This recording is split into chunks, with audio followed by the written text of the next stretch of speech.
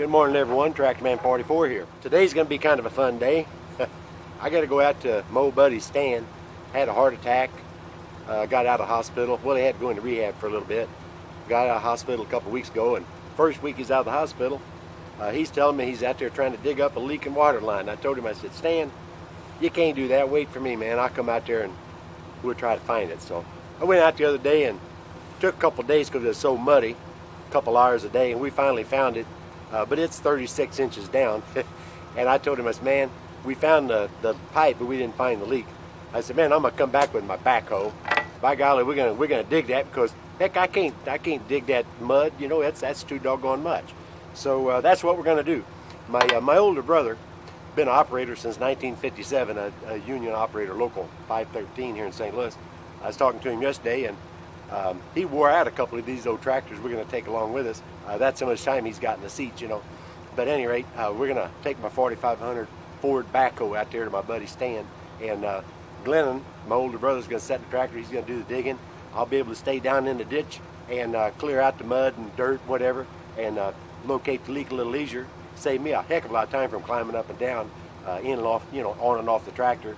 And I sure wasn't going to ask Stan to get down in the ditch either. So that's what we're going to do today. Unfortunately, I just don't have time set up and get all your, you know, the shots and everything, you know, but I'm going to try to get at least a little bit of it. But at any rate, it's going to be a fun day. It wasn't too much fun digging that mud by hand, which is why we're going out there today with some machinery. So I'm sitting down on the ground. First things first, you know, we got to make sure we got air in the tires. Fixed a couple of flats on my brother's trailer over the course of the weekend in anticipation for this. And that's what I'm doing now, is just topping off the tires. But first thing we got to do, I got the old hole fired up already, but we got to change that bucket. I got a 12-inch bucket on it now. I've got an 18 and a 24. So I don't know whichever one's easiest to dig out, the 18 or the 24. Hopefully the 24. We'll put that on because there is so much mud, and these are, all three of them are high capacity buckets. They're exceptionally long as compared to a standard bucket. You'll see it whenever we open it up. But that's the first thing we got to do, is get the trailer rest of the way ready and get the buckets changed on the hoe. Bear with me, this ain't gonna be an easy project. So at any rate, hey, come along for a ride, and I'll see y'all later. Well, I got her hooked up to my brother's gooseneck. This is a 26-foot flat deck. I like it because it's not a deck over. You can see how it's easier to load this because the ramps aren't quite so high. But I got the old 4500 up on there. That's about 11,000 pounds of tractor, thereabouts. And of course, you can see how he built the gooseneck portion. It's heavy. It's 8-inch H-beam. And of course, my trusty old Dodge. Don't want to use the old truck on this one here. So let's head on down the highway. On the road to Stan's house. We're not trying to break any land speed records because there's a lot of weight in this old truck. That's a mistake I see a lot of people make.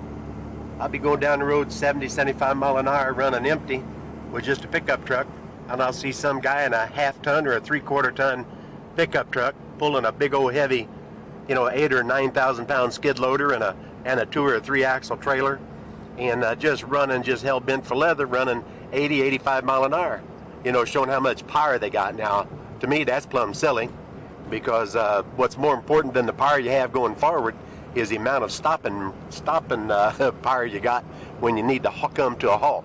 So I never speed when I have a heavy load, and believe me, this is a heavy load for this old truck. I got 24,000 plates on the truck, and it's a 3-axle trailer. The trailer itself is fairly heavy.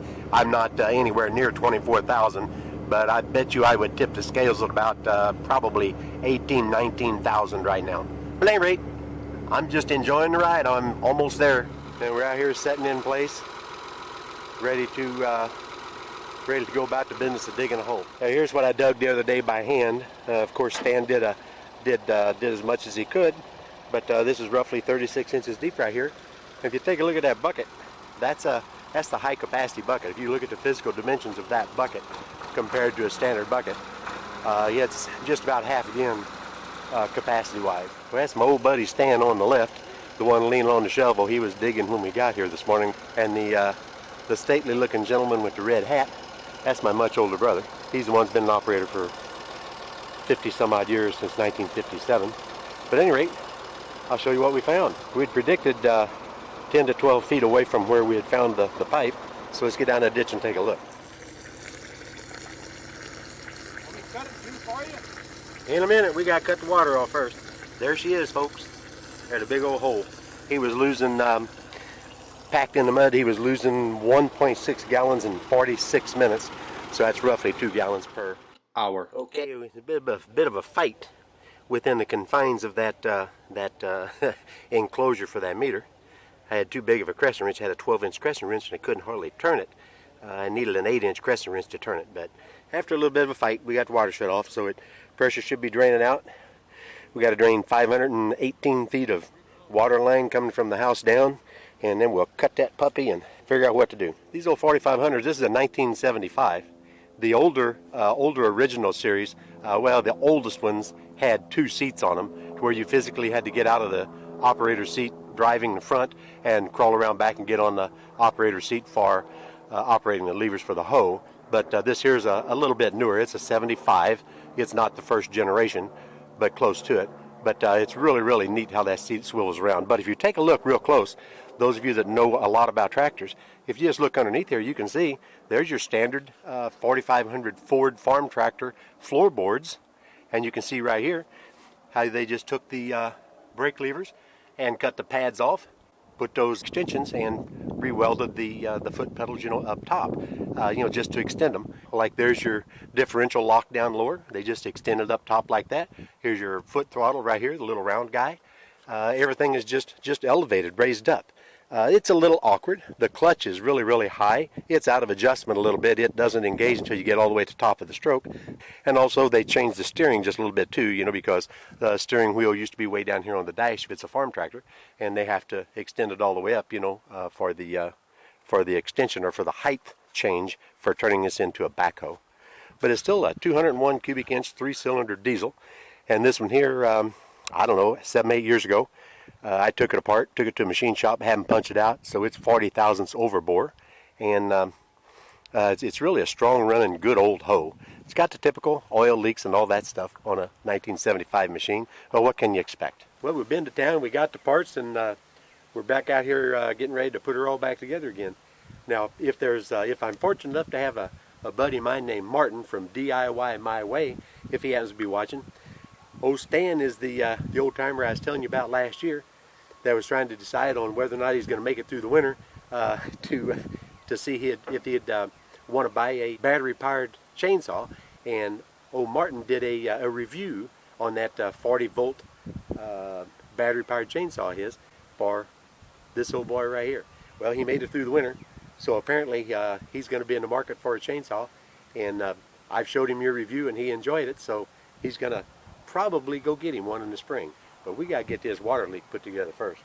But at any rate, here's our fittings that we're going to be using. There's a sleeved insert that goes inside here, and this all gets tightened down with your channel locks, pipe wrenches, whatever, and then you tighten this down here that squeezes the barbs down over top of that pipe too. But at any rate, we're going to jump in a ditch. Okay, we're down in the mud pit. We went to town, we got the repair parts and pieces. I got to clean a little bit of this nastiness out of here, and we're going to go about the business of putting this together and try to get her backfilled. Here we are, fellas. There's the repaired fitting. Now that's an expensive but fancy brass fitting. That's actually got an insert that goes inside the plastic pipe.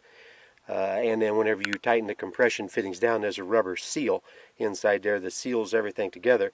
And then secondly, the clamp on the back side, you tighten in, with at least 25 or 30 foot-pounds of torque, and that'll squeeze an additional barb over that the pipe as it slides onto that insert that goes in from either end. All in all, it was a very good day. Now we got to fill the hole in. You can see Stan's feet. That's how high up or how far down I am. You're supposed to fight him, you dumbass. Bruiser. Come on, little guy. Come on. There you go. Now this is Stan's attack dog. This is Bruiser. Bruiser.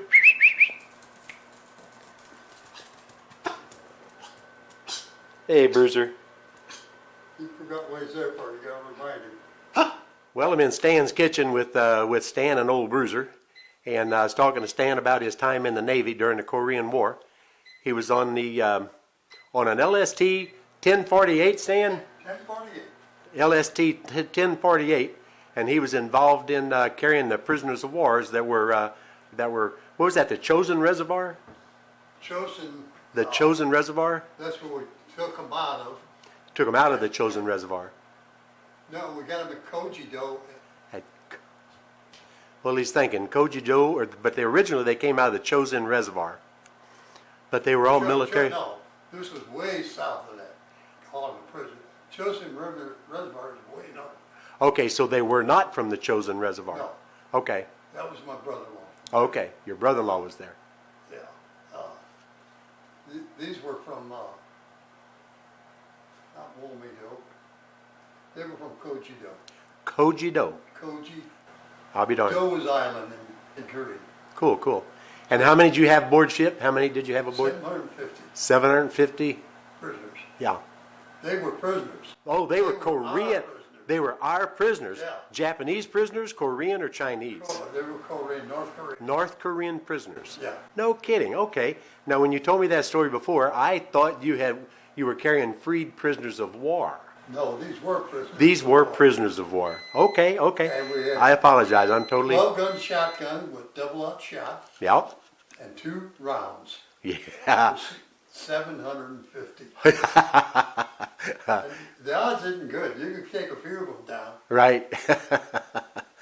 Well, they were probably tickled to death to where they were getting fed and, got at least a place to sit down aboard ship. Yeah. I know it was crowded. And we had half on the tank deck and half on the truck deck. Mm-hmm. Reverse that. Half and half. Right, right. And so the ones up on the truck deck, they had to have a place to piss, so they cut a 55-gallon drum in half, Mhm. and they could go over, and they had them on each side, on the windward and the lee side. Right, right. So if they pissed into the wind, the guys over there were and there's nothing you could do for them. You ain't gonna let them get up. Well, yeah, exactly. Wow. Well, anyway, that's one of the interesting stories Stan brought home from the Korean War. He's a good old guy. I help him out with a couple of things around here. But he's one of my McDonald's coffee buddies in the morning, But at any rate, oh yeah, I'm recording, Stan. I'm putting this on the internet. That was a surprise to Stan. I thought I told him. Well, it's been a good morning, a productive morning. We got the water leak fixed, and he's tickled to death, and so's Bruiser. Well, we made it there and back again. You met Stan, good old boy from my McDonald's morning coffee club. Of course, they go in every day. I make it, if I'm lucky, twice a week, but most of the time once a week. But we got his water taken care of. But you met Stan and his faithful companion, Bruiser. Bruiser is named Bruiser because Stan lost his first Bruiser, and it was easier to name the second dog Bruiser too, so Stan wouldn't have to remember a new name. But at any rate, he had a good little walk around to the 4500 Ford. That's a good old tractor, and it does a pretty good job. So we gotta pull him off the trailer. The hoe will probably drag a little bit on the gravel, but we don't care. If it ain't asphalt or concrete, it ain't gonna do no damage, just gouge a little bit.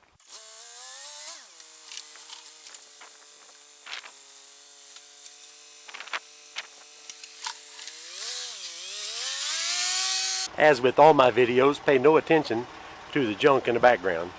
But you know what? It's all good junk. From here, I can spot about a 1909 Galloway. I can spot before turn of the century, sometime in the mid to late 1800s, Chicopee metal lathe, complete with back gears and everything under tarp. And I see a Detroit 371 two-stroke diesel, just to name a few. So, but once again, pay no attention to the junk in the background.